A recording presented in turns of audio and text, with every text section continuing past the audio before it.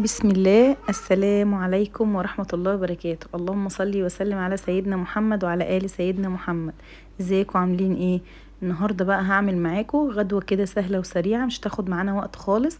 بس لما اعمل لكم الوصفة الحلوة دي، هي هتعجبكم. طريقة كمان سهلة جدا وبسيطة، هي مش محتاجة افتكاسة، بس انا حبيت اشاركها معاكم يعني. بس الاول قبل ما نبدا الفيديو، لو انت جديده في القناه يا ريت تنزلي تعملي اشتراك وتقولي لي بتتابعيني من اي بلد، ولايك بقى كده حلو من حبايبي القدام والجداد. واتمنى يا رب الفيديو يعجبكم. اول حاجه انا جبت هنا الفراخ بتاعتي، هقول لكم بقى على طريقه حلوه جدا جدا هتعجبكم في سلق الفراخ، وهتديكم طعم رهيب جدا. طعم حلو قوي للشوربه، يعني لما تعملي بيها اي حاجه، رز او ملوخيه او طبيخ اي حاجه، هتلاقي طعمها حلو قوي. اول حاجه غسلت الفراخ حلو جدا عندي، اغسليها زي ما تغسليها، بطحينه، بدقيق، بليمون وخل، زي ما انت عايزه. المهم ما يكونش فيها ريحه زفاره نهائي ولا فيها اي حاجه. وبحطها في مصفى واسيبها تتصفى كويس جدا معايا لحد ما تنزل كل ميتها. بس ببقى مغطياها علشان الجلد ما ينشفش معايا. وبعد كده جبت حله حطيتها على النار، سخنتها وحطيت فيها معلقه من الزبده البلدي. والسر بقى هنا في الزبده البلدي، قطعه الزبده البلدي اللي احنا بنحطها في اول الشوربه. في ناس هتقولي بتحطي زبده على الشوربه، عايزه اقول لكم بتخلي طعم الفراخ والشوربه تحفه جدا. قبل ما نبدا الفيديو، ملوكه هتسلم عليكم.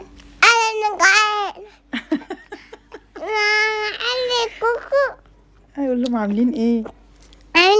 كل سنه وانتم طيبين. انتوا تمين. يلا شوفوا الفيديو بقى وما تحطوا لايك حلو لماما.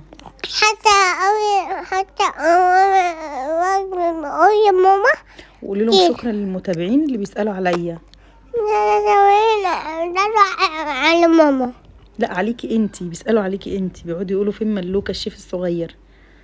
بصوا بقى، حطيت بقى معلقه الزبده كده. خلاص بقى، حطيت بقى معلقه الزبده كده وسبتها تسيح. وبعدين طب روحي عشان انت بتاكلي خيار ما يجيش صوته في يلا روحي. بس بقى بعد كده الزبده ساحت، وابتديت انزل بالفراخ بتاعتي عشان اشوحها. اقعدي يا ملك. بس خلاص بقى، بس كده. وهديت عليها النار خالص وسبتها علشان عايزه الفراخ بتاعتي تنزل ميتها مع الزبده. واحنا بقى بنشوحها كده هتشوفوا هنزل عليها كام حاجه كده بتعلي التست بتاعها قوي، وبتخليه يعني الريحه بتاعتها بتبقى رهيبه بصراحه. بحضر معايا شويه من الملح، شويه من الفلفل. مش عايزه احط بهارات فراخ ولا عايزه احط اي حاجه، علشان يعني في الوصفه دي انا عايزه اخد طعم الفراخ بالزبده، بيبقى طعمه حلو جدا. تمام. حطيت بقى الفلفل بتاعي، حطيت الملح. انت ماما بتعمل لكم الكوكو، قولوا لهم بقى حطوا لايك. ايه حطوا ايه؟ لايك. تمام كده. بعد كده بقى خلاص يا لوكا، اقعدي بابا، اقعدي. بعد كده بقى كنت بحضر هنا بصلايه مبشوره، بشرت بصلايه ونزلت عليها. دي كده زي فكره الكباب الحله، كباب الحله بتاعت اللحمه، بس في الفراخ يعني حاجه تانية خالص. اتمنى بقى لو الفيديو عجبكم ما تنسوش تحطوا اللايك وتشيروا الفيديو لكل اصحابكم عشان الفيديو يكبر بيكم. ودعواتكم بقى كده ان شاء الله ان القناه تكبر، علشان يعني بصراحه انا زعلانه منكم جدا جدا عشان المشاهدات مش قد اللايكات. يعني المفروض ان المشاهدات بتبقى قد اللايكات، يعني كل اللي يدخل يشوف الفيديو لازم يحط لايك، ما تنسوش الموضوع ده. بعد ما حطينا البصل بقى، حطينا شرايح من الطماطم، وحطينا كمان ورق لوري. لو حابه تحطي 7 بهارات حطي، مفيش مشكله. حابه تحطي كزبره ناشفه برضو مفيش مشكله، بتعلي التست شويه.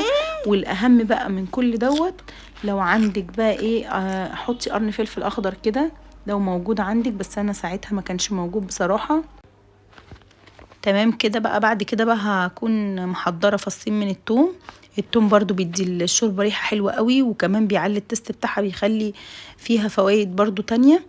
وبعد كده بقى بكون محضره ميه سخنه على النار، لازم تكون ميه سخنه اللي انا هنزل بيها على الفراخ علشان تستوي معايا على طول.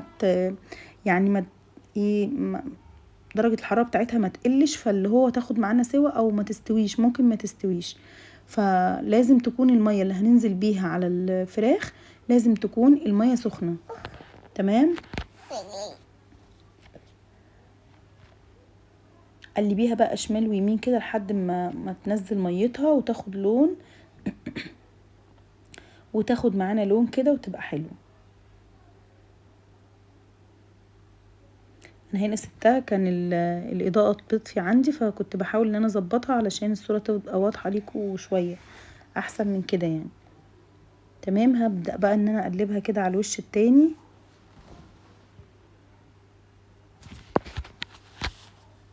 جربوا الوصفه دي هتعجبكم جدا على فكره. الوصفه دي انا يعني شفت حد عاملها من قرايبي فعجبتني جدا. شفت مرات خالي عاملاها بصراحه في الفلاحين فعجبتني قوي، وكان طعمها حلو قوي. الموضوع ده من بدري قوي افتكرته فقررت ان انا انقل لكم الوصفه دي، هتعجبكم قوي بجد. اعملوها وان شاء الله هتعجبكم. بغطي بقى عليها كده واسيبها كده على نار هاديه شويه لحد ما تنزل اللي فيها وتشربه، وتاخد من ريحه البهارات كده والخضار، الطماطم مع ورق اللوري مع القرن الفلفل مع الثوم، كل ده بيدي طعم حلو قوي للفراخ. وبعد كده بقى هبدا انزل معاكم بالميه السخنه. انا بعتذر لو في فيديوهاتي صوتي بيبقى فيه زي بحة كده، انا اسفة معلش، لان الموضوع طول قوي معانا بتاع البرد ده فمش عايز يروح بصراحة، فمش عارفة يعني. بعتذر لكم لو الموضوع بتاع صوتي ده مضايقكم شوية، فمعلش انا اسفة. تمام كده. هنا بقى بظبط الملح بتاعها وبشوف هي محتاجة ملح ولا لأ، وبظبطها وبعد ما تستوي زي ما انتم شايفين كده بقى بنطلعها نصفيها نحمرها زي ما احنا عايزين بقى. حابين نحمرها بالدقيق زي كنتاكي كده مفيش مشكله، حابه تحمريها في زيت عادي مفيش اي مشكله. وبعد كده بقى جبت الطاجن بتاعي سخنته على النار، وغسلت الرز كميه الرز اللي انا عايزاها طبعا حسب الكميه اللي عندك وحسب ما انت بتعملي. وغسلته كويس جدا وحطيته في الطاجن بتاعي، وبحط الطاجن بقيس الكمية بتاعة الرز مع الطاجن، يعني ما بزودش عن نص الطاجن. يعني لما تيجي تعملي في طاجن اي طاجن بقى كبير صغير، اي طاجن بقى اي حجم كبير صغير متوسط، المهم ان انت بتحطي نص الكمية بس ما بتزوديش عنها. بعد كده بقى حطيت الزبدة بتاعتي، وطبعا لازم المرحلة دي تشتغلي بايديكي لانك لازم تغلفي كل الرز بتاعك بالزبدة، يعني كل الزبدة كده تغلف الرز علشان الرزاية تبقى ماسكة في الزبدة وتشرب منها، ويبقى الرز معايا مفرفر وحلو. بعد كده بقى بجيب بصوا بقى، انا عايزه اقول لكم ان في فيديو هنا اتقطع معايا، اللي هو الفيديو النهائي لما بطلع الطاجن، بسبب ان ملك مش سايباني. فطبعا انا ما ينفعش ان انا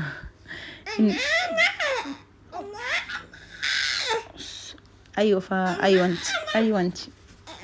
انت ما بتسيبنيش. فحطيت بقى بقيه الكميه بتاعه الطاجن، حطيت اللبن بتاعي كيلو من اللبن، ولما احتجت تاني زودت شوربه، ما بحبش احط ميه علشان ما ضيعش قيمه اللبن. حطيت الباقي بقى شوربه كده لحد ما مليت الطاجن بتاعي النص التاني، يعني نص رز والنص التاني لازم اكمل بيه السوائل بتاعتي. تمام. ده مش بقولك يعني ان انت ما تعمليش بميه، لا، في ناس عادي بتزود اللبن بميه، انا ما عنديش اي مانع، بس كل واحد وطريقه ما هو بيحب. تمام. ظبطي بقى ملحك بقى وفلفل، شويه فلفل ابيض او فلفل اسود زي ما تحبي. وطبعا بنكون مشغلين الفرن على درجه حراره 180 قبل ما نحضر الرز، وببدا بقى ادخله. وطبعا لو عندك قشطه مفيش مشكله، بتدي بقى كده شويه كده من على الوش. القشطه دي انا كنت لسه شايلاها من على اللبن، فكانت لسه يعني سايحه، ما عملتش معايا ما تقلتش معايا ولا حاجه. واو واو ماما حبيبتي، تسلم ايدي. انت ايدك يا ماما. تسلمي يا قلبي. عادلة ملوكة بقى احلى حاجه فيها ان لما بتاكل حاجه من ايد ماما تقول لها تسلم ايدك يا ماما، جميل. اعملوا بقى اللوكا لايك وما تنسوناش تشيروا الفيديو.